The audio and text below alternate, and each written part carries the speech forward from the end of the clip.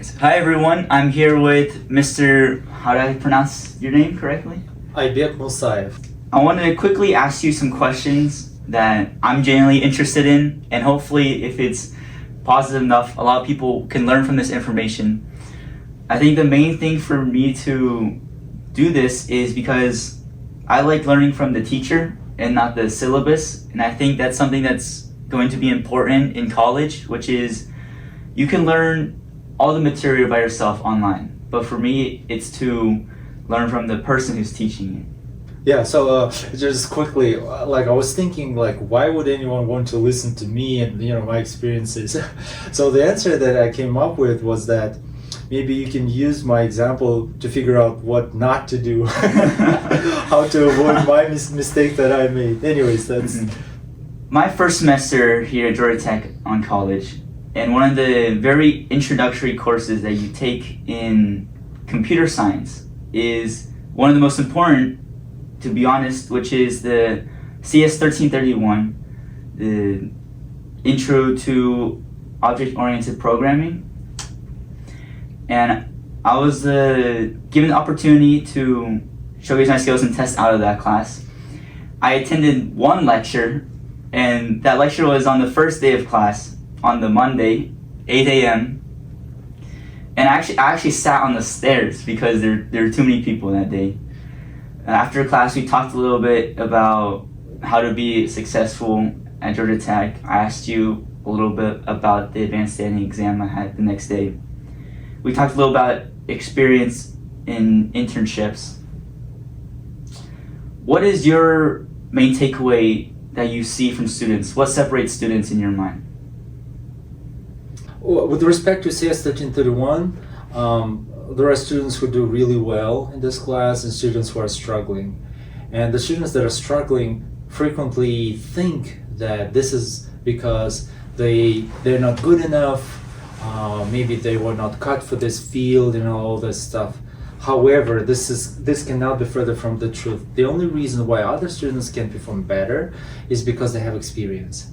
So with my classes in CS 1331, all I'm trying to do is to show live demos to the students so they can get more practice from my lectures, and I always encourage them to practice things on their own. And that is the only thing that separates, in my opinion, struggling students from students who do really well in this class. So we're all like equal, we have our own strengths and weaknesses, but anyone can do well, anyone can learn how to code, in my opinion. Right. And going back to your experience, you were a GT student, you're a GT alum. Right. And you had your BS, your MS, and PhD That's correct. from Georgia Tech, right? Huh. Yeah. First of all, congratulations on that experience. I know it's very tough, and I know a lot of students can feel like the college is very tough, like you said. What is something that you learned from an educational standpoint being at a rigorous college like a Georgia Tech? Oh, so many things I can pack into my answer. First of all, I think that after being student so long ago, right?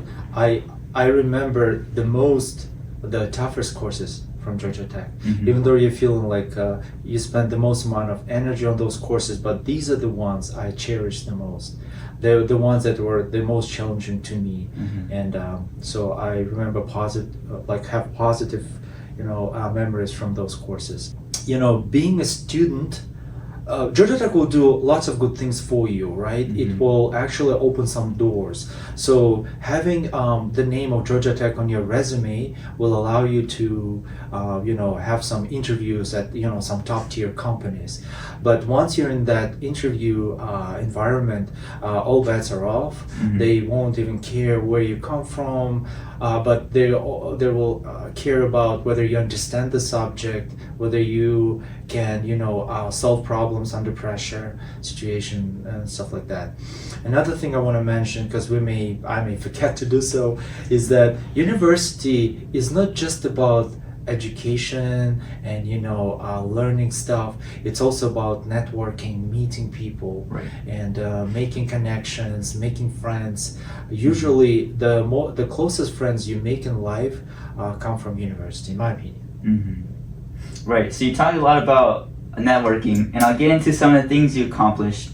I want to ask you how big that played in your role in everything that you've done. Yeah. So you have your BS, MS, PhD from GT, although the PhD came after, I think you said in 2016. Long after, right? There was a long break in between. After I got my master's degree, I went to work for a company in Silicon Valley called Civil Systems. Right. And then I had to go back to my home country, which is called Kyrgyzstan, because of the health situation going on with my parents. And there I co-founded a software company. So after that, I went back to Georgia Tech now for my PhD. Right. So you went to Civil Systems, which is at that time one of the largest in the world. Yeah. It was the number one player in the customer relationship management software. Mm-hmm. So this is the software for any company that wants to maintain relationships with their existing customers. Mm-hmm. It was the number one player in that market. And we kept beating all the analyst predictions until September 11th. So eventually that company was sold to Oracle. Oracle, right. And after that, you say you shifted to the startup space, Yes. which I'll get into later. You founded a company called Akforta, Correct. and then after that went back to the educational space. Right. I saw first at the University of Alabama, and then now back here at Georgia Tech. For professionally. But prior to that, I did my PhD at Mhm. Georgia Tech Right. with Professor Carlton Poole. Mm-hmm. Obviously, during this whole experience, you had to meet a lot of people, and it's one of the most important things that you can get out of college, like you said. I think so. How did that play a role In my in life, doing these in my things? career? Sure. So to give you an example, before I went to US for my bachelor's degree at Georgia Tech, and just to let you know how little I knew about US and Georgia Tech in general, is that I had no idea what Georgia Tech was.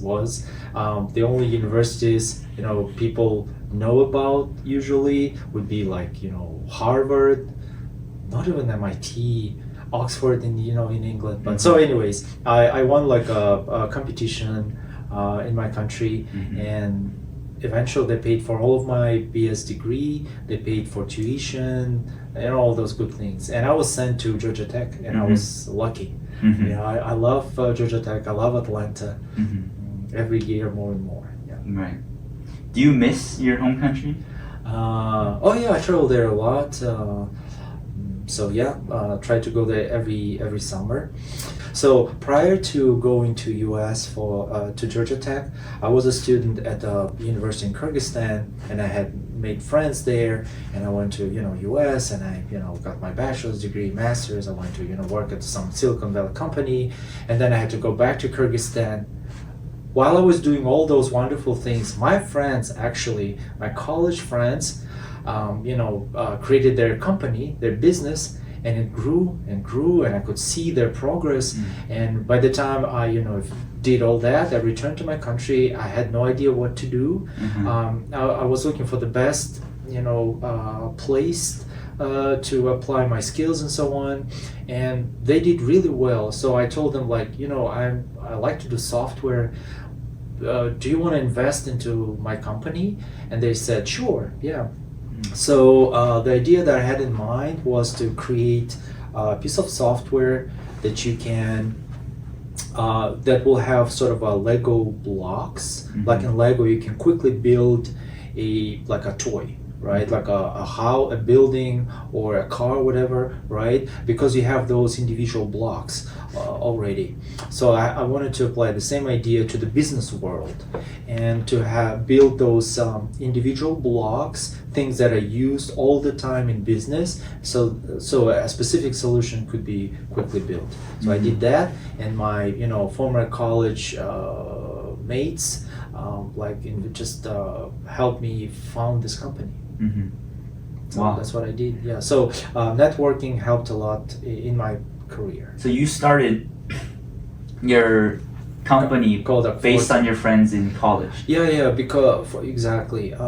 So they knew me really well. They trusted me, and I think in the business world, trust is like the most important thing. Like you can only do business with people you trust. So they trusted in me and my abilities, and they invested money. So I started this company from scratch. I had to find an office. I had to find a chair, a desk. I had to fire the first employees until eventually the employees that I hired started to hire, new future employees. Wow. So by the time I left, the company grew to over 30 people, and we managed to close some pretty big projects at the country level. Right.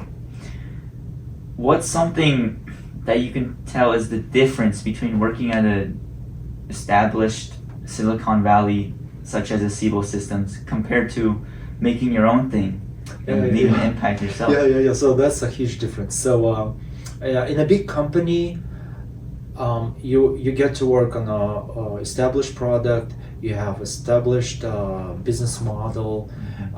You can trust that tomorrow you'll have a job. But in a smaller company, you get to do everything.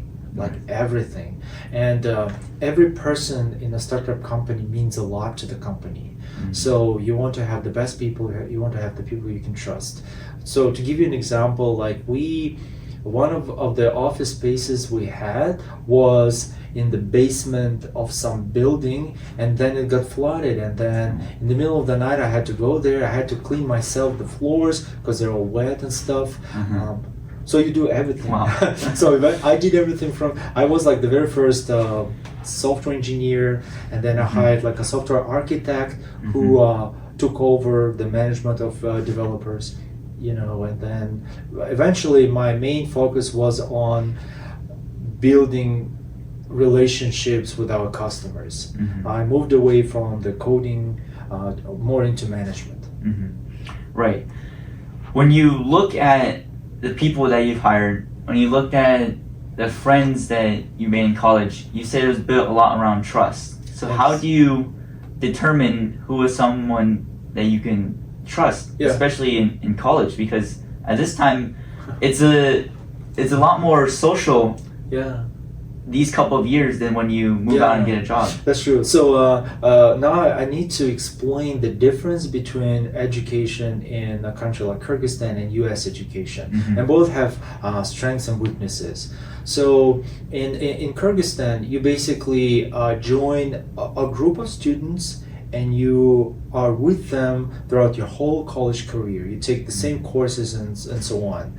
In US, every class you take, you have a different group of people. Same with high school, which is why I had to change my thinking, because it's completely different style of education. So in US, you get to meet more people for a shorter amount of time. In Kyrgyzstan, it's the same group of people, and you build friendship. So you have a chance to build that trust, unlike US. So this is a little bit harder. However, in US you can also work on a project together. So for example, when I did like one of my master's projects, and there was a student who had like a background in economy, and I was like always like a CS type of student, and we, without even realizing it, we practiced peer programming, where we have two persons looking at the same screen. Usually I was the driver and type keyboard on my keyboard, and we would communicate ideas with my teammate. So that was a wonderful experience that I had. Usually I had like positive team-based experiences. Some people are not that lucky, but still it's a good learning experience anyway. What would you recommend to someone who comes from, like you said, a foreign country even? I imagine it was a little harder to adapt than someone like me who's from Georgia, 40 minutes down the street from Georgia Tech. So I can give you two examples, right? I don't know if it'll be interesting to the audience, but they resonate with me. So one of the first courses I took at Georgia Tech was like world history something. Oh no, U.S. history before 1861 or something like that. And I was sitting in the front row. I was looking in the mouth of the teacher speaking, and I got an F.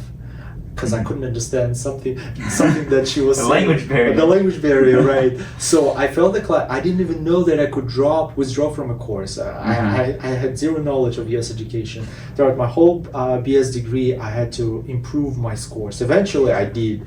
So I ended up with a really good GPA. Anyways, so that's like bad example. Another example, which I think could resonate, maybe more useful to the US audience, is one of the toughest courses I had at Georgia Tech was technical writing.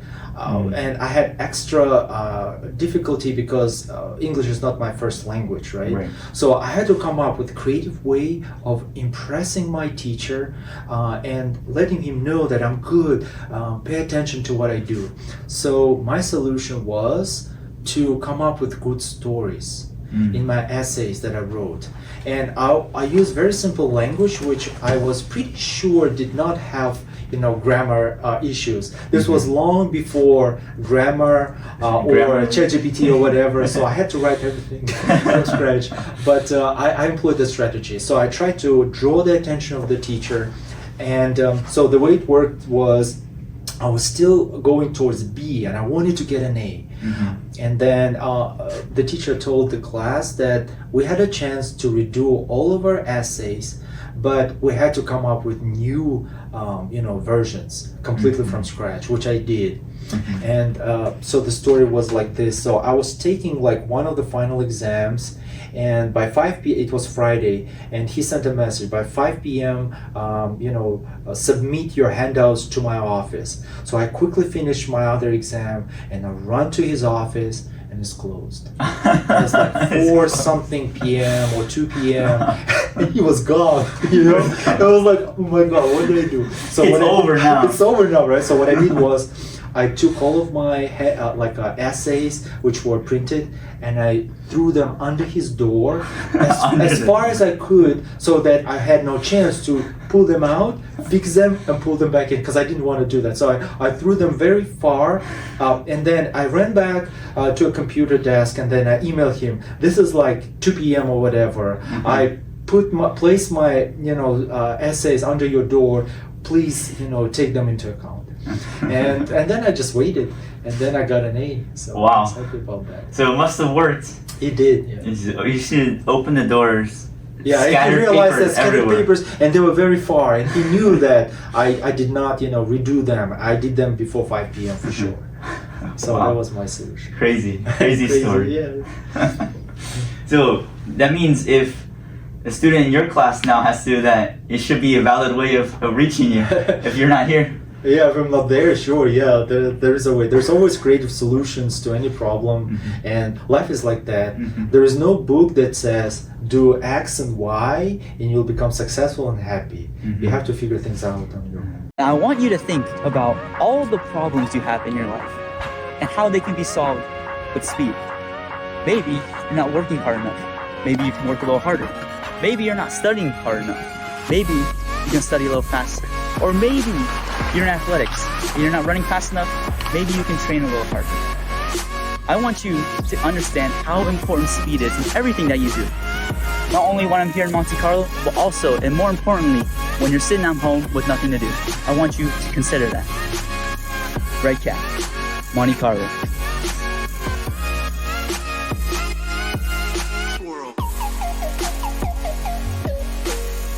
Students are under a lot of pressure. One thing I always tell my students is that 10 years from now, 20 years from now, they will not even remember what grade they had in CS 1331. They will remember, as I said, the toughest courses that they had or the friendships that they made. But grades are not the most important thing in the world, although it may seem like it at the time. One thing that I saw, I think you would have a positive experience in is you have massive research experience. Yeah. Is that a way to, like you said, make use of the time here while in college? Oh, I see. Wow, Interesting. That's a really good way. I agree. Georgia Tech is a renowned university for many reasons. Also because we have wonderful faculty here. So if anyone wants to, be more in close contact with our faculty, there are two ways. One is you become a teaching assistant. If you know a subject well, you can help the instructor, and you can be on the other side, of this, together with the instructor and teaching staff. Another way is to do research. So the way to do research is like this. So for instance, there are a lot of opportunities in undergraduate program. You can take like some course, and you can get credit for it. I forget the name, but you can do research with a professor. What really helps is that first you build some interest in some area, whatever it is, whatever you're excited about.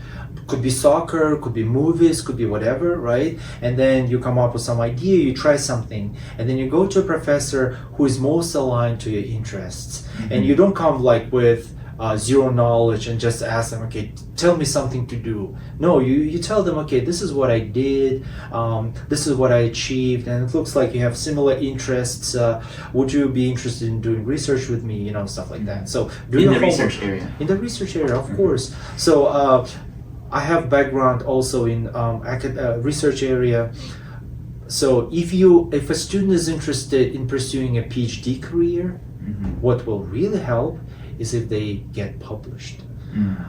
Because in research, the number one tool to communicate your ideas is via publications. Right. So your potential research advisor, how can you build trust, that confidence that I can pay money, I can spend some of my funding with this student? Well, they published a paper already, and they can review your submission. They'll be like, okay, sure, yeah, I can trust you can write, which is one of the most important skills today, I think, not only for research, even in industry, being able to write stuff that other people can understand and follow. I want to get back to the writing part, Sure. because now I've seen really how important this was for you, because you mentioned the research, you mentioned the networking, and you actually mentioned the best class you took here was a literature writing, right? Technical writing, yeah. I think writing is, especially for a lot of computer science students, it's one of the harder areas because it's not technical. Yeah. It's more creative, right? Yeah, I agree. And I'm going to list some of the writings and the publications you've done. It's a lot on your website online. But some of the accomplishments, which is a lot, so I had to condense this, but IEEE CIC 2016 Best Paper Award. Yeah. And then, like you said earlier, the 1997-1999 Presidential Scholarship from Kyrgyzstan. Yeah. And you have a lot of publications. They're all listed on your website. How did you learn how to write properly? You have to have a good sort of advisor, which my advisor was. Also, I had a really good lab mate, like a PhD colleague, who reviewed my first paper. And while he was reading it, he would ask me questions like, why did you do this? Why did you do that? And eventually he explained to me that in the paper, you need to explain every decision point, every decision that you make, so that it is easier for the reader. I also want to add something really important. So once I had a privilege of working on some grant proposal with Professor Shem Navate, who is one of our faculty members who wrote the famous book on databases. We're lucky to have him. So he was reading my draft, line by line, sentence by sentence, and he would ask me always like, what did you mean here? And what I realized is that you have to reread your text in order to remove any ambiguity whatsoever. So your text has to be crystal clear to the reader. That's what I got from Shem Navate. And two, this is what I learned myself, is that there has to be a story. Okay, and this is why I believe I got the best paper award for that CIC publication. So the idea I had in mind for that paper was, okay, so here's my research and I do this project, and I wanted to take the reader from scratch all the way to the finished product, explain all the decision points, all the decisions that I made, and I think it helped. So when they read my paper, they understood everything and why I did the things the way I did, and yeah, it got me a best paper. Wow. How did you meet? Meet who? Your lab mate? Oh, or my how lab did mate? you meet your professors? How did you go about this back then? Sure. So two people you mentioned, right? So my lab mate, yeah, he was just in my PhD lab, and you just it's just friendships that you build. And his name is De Wang. Now he's with Google, and since after that, I published multiple papers with him, and I continued my relationship with him, and I hope we will, collaborate in the future again. Not only in academic field, but also in business. So regarding my PhD advisor, excellent question. So while I was in Kyrgyzstan, I was considering my options. What can I do?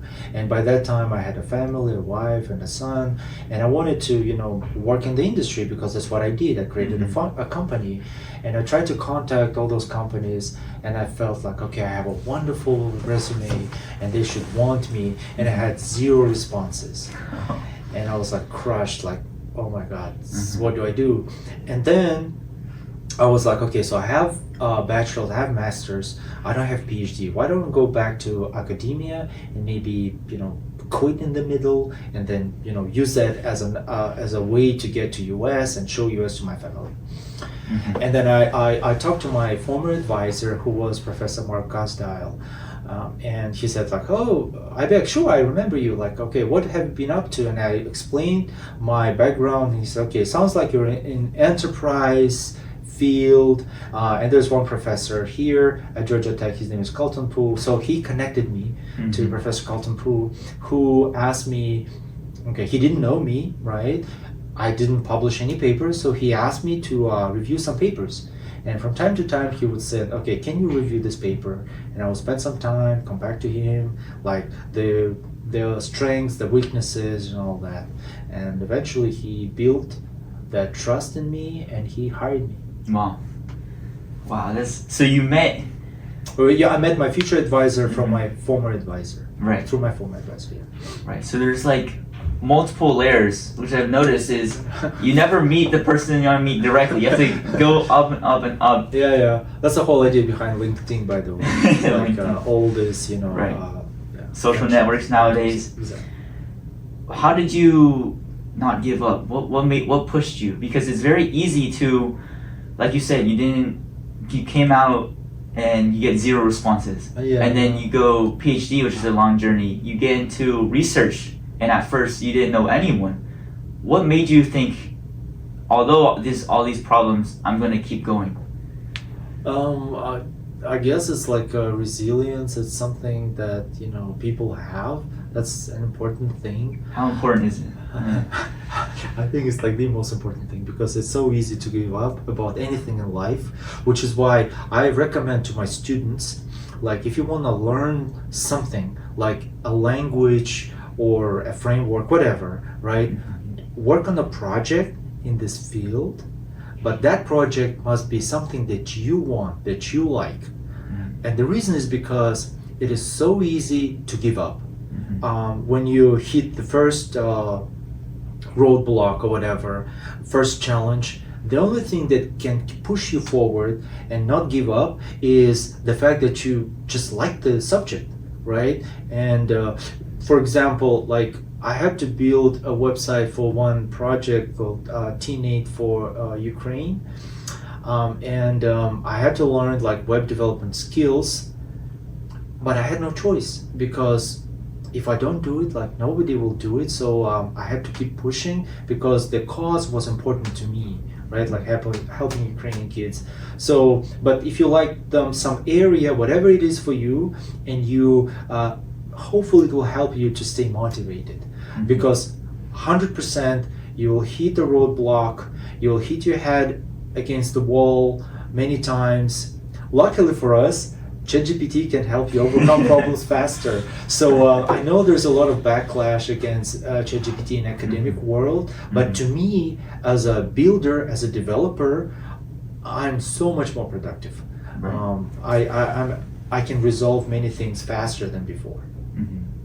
How do you stay up to date with all this current computing technology? Because you had a long experience back then. Yeah. So many new things now. What do you do to stay up to date? So that I think there's a solution. You don't just stay, up to date. You work on a problem. You work on a project, and that will force you to learn the most modern, framework or whatever, the best tool for this problem. So very frequently in technology, in computer science, we focus on the tools, but we should be focusing on the problem that we want to solve. So for example, in my PhD, the problem we chose with my advisor was landslides. Right. Landslides is like a natural disaster, which is very common in Kyrgyzstan. So that was a common problem, and we were trying to find, to apply our knowledge and skills in that field to address that problem. So we were, motivated by the problem rather than, the tools. Right. How do you deal with the challenges of doing this? Because these new technologies, it's new because no one knows what they're doing with it. It's new to everyone. Oh, the new technologies, right? How do you deal with the challenge of the uncertainty of that aspect? Sure. So you try to read as much information as possible about the subject. So for instance, you're trying to implement some feature and you have no idea what to do, so you Google it, right? Obviously. But I think this is very very old, right, style, because at the moment at least Google is returns you flat results based on your keywords that you mentioned and so on. So things again, I don't know, I'm not a promoter of ChatGPT, but this a large language model can sort of understand what you want, and even though it may not come up with the correct solution, but it can give you some possible paths to achieve your goal. So to give you an example, right, in my project, I asked ChatGPT to convert my piece of code from one language to another. During this process, I can give you two examples. During the process, it found a bug in my code, and I said, okay, it not only converted the code successfully, but it said, okay, this looks like a bug, so we fixed it this way. I was like, wow, yeah, it looks like a bug. Another example was, behind the scenes, I'm storing data in base64 format, which makes it easier for me to manage data. And one time I did not realize, and I just copy pasted base64 as opposed to clear text. Because with ChatGPT you talk in English, right? Or you write code. But I pasted base64 version of the source code, and it said, oh, it looks like base64 code. So we, decoded it, and here's the solution. And I was like, whoa. So that was pretty awesome. So tools like that can help you learn, get up to speed faster. For example, you're learning, let's say, machine learning framework, and you don't know the capabilities. So you can ask questions like, okay, so how do you do X? And it will explain to you. So it's really good at intro level. And once you get up to speed with intro level, then you can start to be creative and add value. But at the intro level stuff is pretty good in my opinion. Some of the benefits, you can talk about the master's program, the PhDs. What's something interesting about higher level education that you can explain to the undergraduates right now? Right. So PhD is very different from masters, very different. So I know that some students have to pick master's degree these days is because they want to stay in academia a bit longer because the job market is so tough. So I asked them, I'm currently in academia, I'm kind of removed from industry right now, but I was told that the job market is tough, so they prefer to stay in school, and since they're finishing their undergraduate degree, graduate school is the most obvious choice. And then there's a difference between master's and PhD. So PhD is more like a research oriented, and it takes a long time. So it only makes sense, in my opinion, if you want to do two things. Either you want to become a professor, then yeah, you have to get a PhD. Or you want to join like a research lab. So you will still be doing research, but you will be paid well. So unlike academia. So yeah, and many people choose this option, but you have to realize that it's actually long-term it's quite long-term. You spend like 6 years or something. Okay. One thing that's different about the academia in the job market, and again going back to just school in general, is grades. Just grading is not something you see in the jobs, it's something you see in the academics. In terms of letter grades, let's say that. Obviously, any type of scenario, you'll be graded on your performance. Right? In academics, it's letter grades, it's your GPA, it's how well you do. And I remember you mentioned, especially with the final season coming up, you mentioned that you were pushing B, trying to get that A as much as possible. What do you say to students who are scared they're going to get a B, or they're sad they might get a B? What do you say to students who are concerned in that aspect? Yeah, so first of all, it's very easy to check what score you need to get on the final exam, right? Or your final assignments, whatever, in order to increase your grade to an A. So assuming they realize which score they need to achieve, they need to prepare better, right? And usually that means like changing something about how they approach learning, I guess. So far that style of learning led to a B. So they need to think what they can do to improve their learning so they can get an A. They have to change something about the way they study. Are they taking advantage of all the opportunities provided by teaching staff or not? So that, for instance, in CS 1331, like the final exam is really tough, in my opinion. It's split into two parts. One is that looks like a regular exam, 1, 2, or 3, and the second part is coding. It's like you're giving a long coding problem. You need to implement some class given some interface, right? So if you see this type of problem for the very first time on the exam, you will be slow for sure, and you will make a lot of mistakes. Some mistakes you can only expose if you practice implementing them. So sometimes I see students submitting code that looks like English, like based on common sense. Unfortunately, coding does not work like that. You have to know the syntax, notation, and you have to practice doing that. So the harder it is for you during learning, the easier it is for you on the final exam. Yeah, keep pushing and see, try to improve. If you keep doing the same thing you've been doing, you will get in the same place. If you want to improve, you have to do something different. And for every person, it's different. Maybe you can join like a study group or whatever. We have students that even students, fellow students who are willing to share their knowledge. You should be active in forums. We have like online discussion forums, and people share like the things that work, the things that didn't work.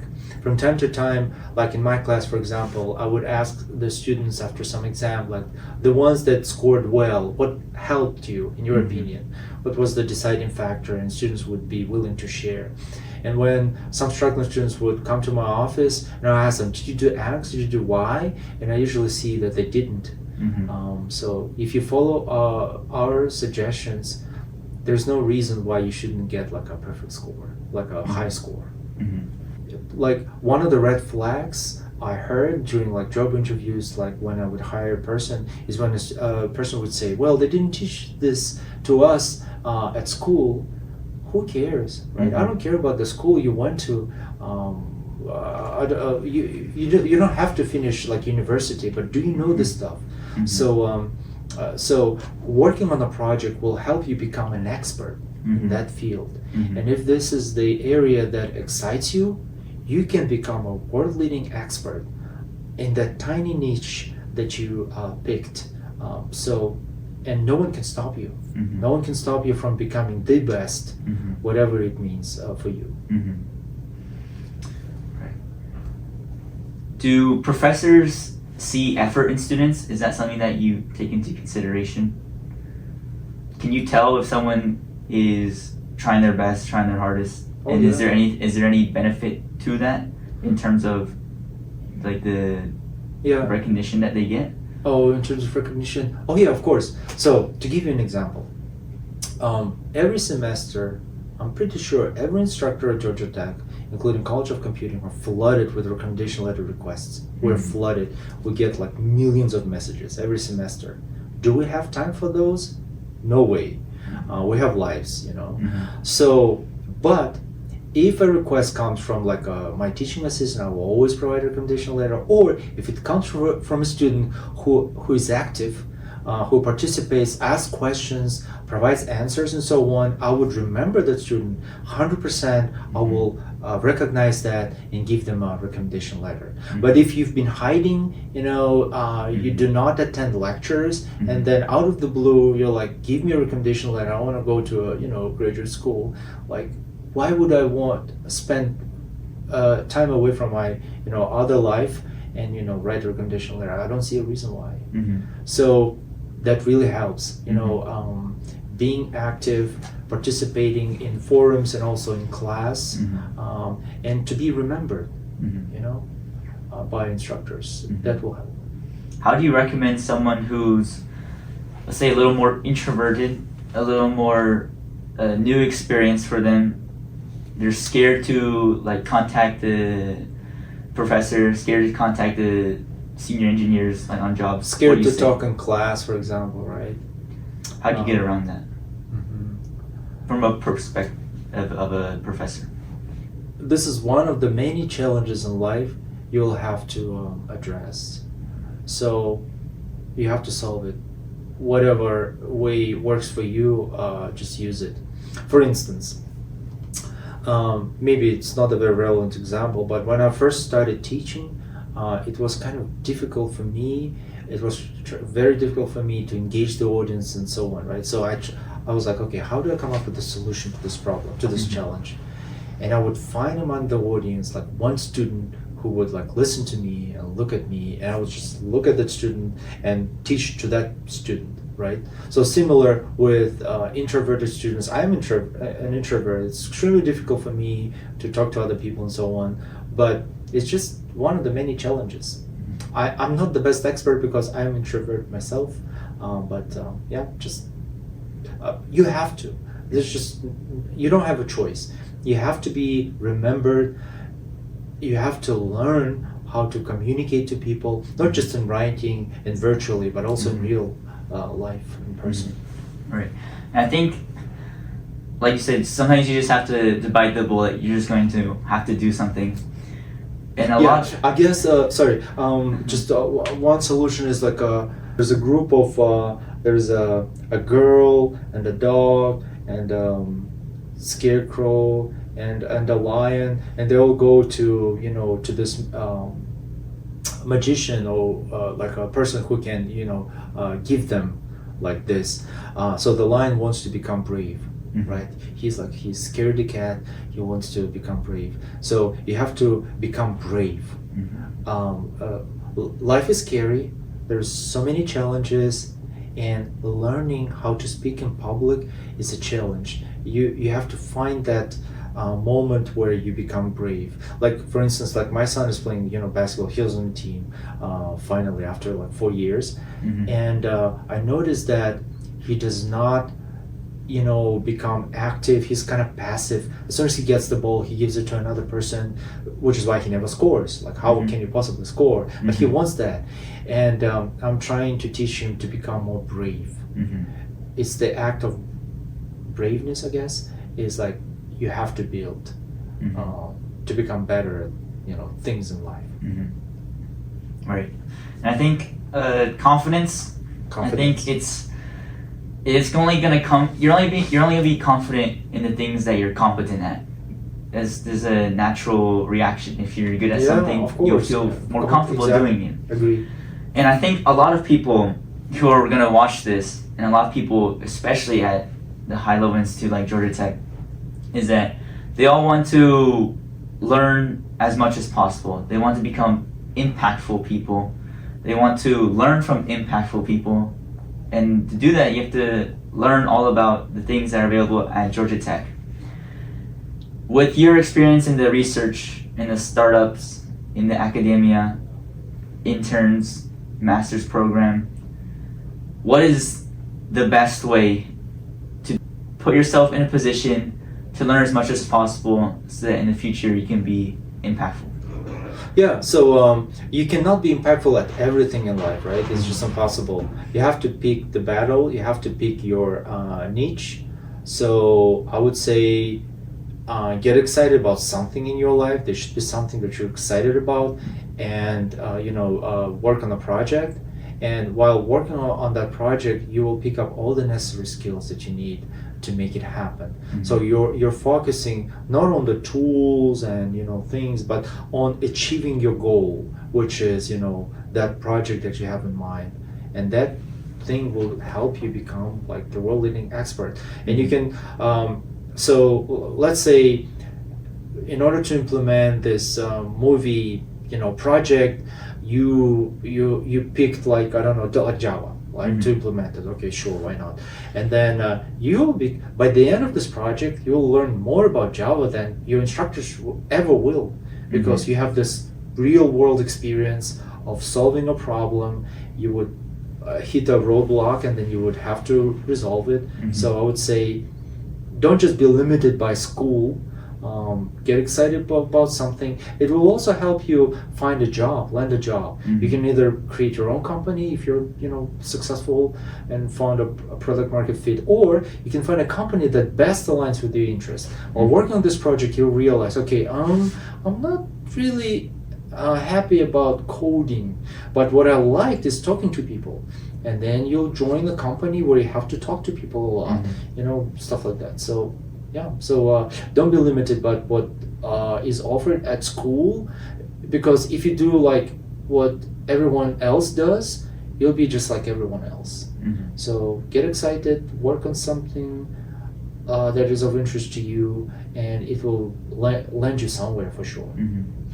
Do you think it's better to, in the modern world, be good at a little bit of everything, or exceptional in one specific area? I think it's better to be exceptional in some specific area. It kind of helps to learn a lot about many things, but I think it's the second approach will make you more successful in life.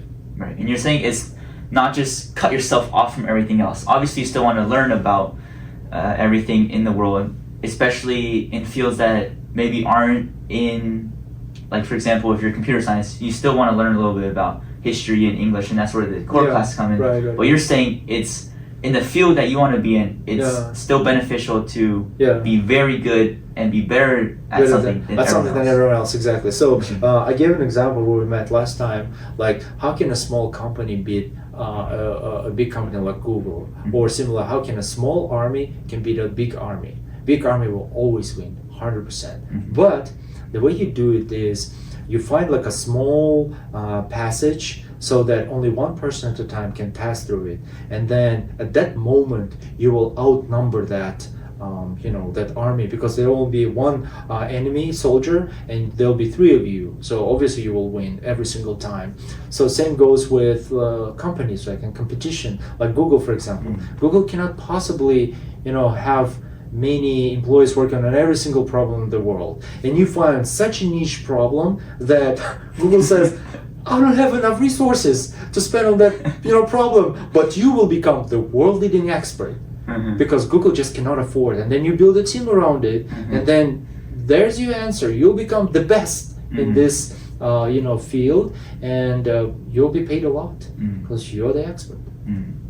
So you heard it here first. You yourself can outcompete the whole company of Google.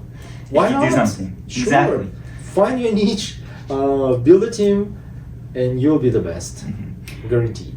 How does someone work towards this grand dream? You wanted to talk about a little program that you're starting here. Oh yeah. How can someone go out and achieve this? Again, I mean, what will really help is you work on something that excites you. It means you have some background knowledge about it, and you can improve it. But you have to have a goal. You have to have a problem you want to address, and you'll pick up all the skills that you want. I love teaching, coding to people because I think coding is easy, and many people are struggling with it just because they don't have enough practice. So I thought, like, if I could create a website and where people can practice and learn stuff, then maybe it will be useful to people. I started this program where the motivation is I love software development. It appears to be number one hard skill that people want to learn in 2023. Not only like our students, but also like population in general. So it has a number of courses and stuff. So my goal was to take a person with zero knowledge, zero background, all the way to solving real coding interviews. So for instance, one of the popular ones is called, converting Roman literals to a number. So we know V is 5, X, V is 1, I is 6, and so on, right? So that's the very common coding problem, and you can start from scratch. You can start from Python syntax, and it has, since I already worked on it, I'm already at the last step, but you can go through steps. It has some problems, has quizzes and all that, and eventually you will get to actually solving that coding problem, and and you can submit your code. This one, I guess, has the solution. It has hints, solution. And you can reset your code if you get stuck. You can also do some of for example, you can ask just general questions like, okay, I want to learn about stacks. Okay, so this is a ChatGPT prompt. You can click there, and it'll say, okay, here's a lesson about stacks. What is a stack? Blah blah blah. You can take a quiz, and provide your answers. You can solve a problem. Here's a problem. So the language Python, you can change your language. So hopefully, this is more for general population, because many of my friends who are in different fields want to switch to CS because, and CS field in general has more and more students because it's very popular and it pays the most, I guess. So I'm trying to help my friends as well to pick up the coding skills and eventually land a job. So is this a challenge you have for the GT students who maybe aren't in computer science, maybe in computer science too, to come out here and test their skills and learn new things? Oh yeah. So there's one, for instance, if they want to test skills in, let's say, Java. So I have Java skills test, core to advanced, and it's it takes students from different parts of Java if they want to test their skills. But in general, the main idea is just to help people learn how to code in general. So, but it should be of interest to Georgia Tech students as well. Right. Yeah, so that's the first. How can someone access this? Where do you go? Yeah. So it's called balashka.com. The word balashka, so I can tell you the history. It means a baby boy sort of, which is what I still call my son. So this is when he was a little boy. He's now in 10th grade. He's taller than me, but I still call him baby boy or balashka. So balashka.com is because I want to teach my son how to write code. He he started to get better, and he can solve like coding challenges that I post from time to time. So I think he's getting better. Wow. That's a great story. So if you want a challenge, especially maybe for non-computer science major, even if computer science major, I think it's always good, like you said, to get a challenge. But just to come and test your knowledge, if you think you can beat out the CS students, you can come out here and test our world. So yeah, it's a great experience. A lot of people have been asking me recently, Steven, when can I get my REDCAT merch? I walk up Freshman Hill, up the hill. People come to me, you're like, oh, HuntsmanHao, when can I get my REDCAT merch? Mr. REDCAT, when can I get my REDCAT merch? Obviously, if you're an OG, I got you. I'm a nice guy, right? But if I don't know you too well, I'm going to lay out 3 ways you can get REDCAT merch. Now, listen up, because this is probably one of the first and only times in your life that someone is prepared to offer you something for free that you actually want and actually means something. So, step number 1. You've seen all the fun videos that we do at REDCAT. You see all the fun things at Georgia Tech. And you see the merchandise. The first way you get merch is you go on www.stevenhao.org. You go on the REDCAT website and you buy some merch. If you buy some merch, I'll be able to give you some free gifts. We can meet up. We can do some things for fun. I'll take you around, show you Georgia Tech, show you the places around Georgia Tech. I'm from Atlanta. I got this. Step 2. If you've seen all the nice videos we do and you want to be a part of it, you can reply to this video, reply to any of the videos, and we'll check you out. See if you can join a video, if you have the right schedule, and we'll give you some free merch there. Finally, the third way, if you want to just wait it out, just wait your turn, hope one day, spam in, yeah, can I get some REDCAT merch? Can I get some merch? Yeah, maybe one day I'll get to you, but you'll be behind the 2 options in front of you. So if you want merch, these are the 3 ways that you can get merch immediately. Next time I go up the hill or I'm walking around Georgia Tech, someone comes up to me and asks, Steven, how can I get REDCAT merch? I'm going to show you this video.